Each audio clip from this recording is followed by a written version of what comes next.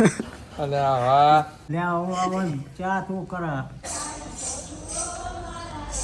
તો જય માતાજી, જય દ્વારકાધીશ મિત્રો.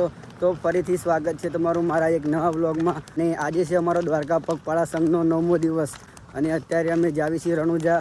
અને હવે રણુજા રહ્યું છે અહીંયાથી 5 કિલોમીટર દૂર.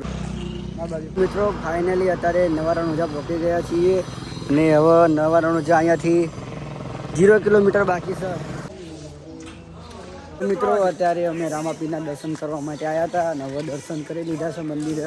હવે પેલી સાઈડ એક મંદિર છે એ મંદિરે હવે દર્શન કરવા જવી છે.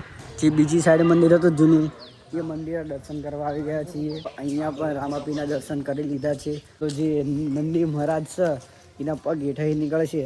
આ પાપીલો પાપ જોશે એના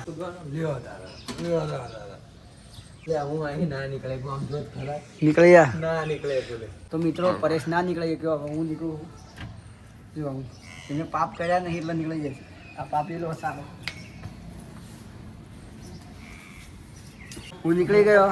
આપણો પાપ કર્યા નહીં આ પાપીલો.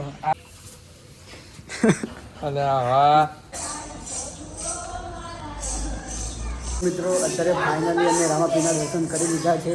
હમણાં આવ્યા તો દરવાજા ઉઘાડા નતા, અત્યારે ખોલી દીધા છે.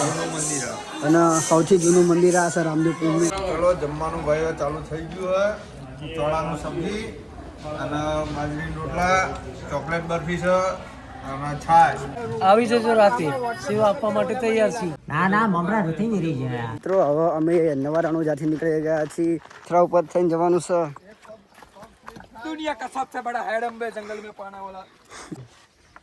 મિત્રો હવે અમે અહીંથી જ આવી આ ઊંચો ડેમ છે. આ ઊંચો ડેમ બહુ. હવે એને નીચે ઊભા હી, પાણી આવ્યો તણી જવી. મિત્રો અત્યારે અમે વરુડી માના મંદિરે પહોંચી ગયા છીએ જ્યાં આજનો અમારો ઉતારો છે.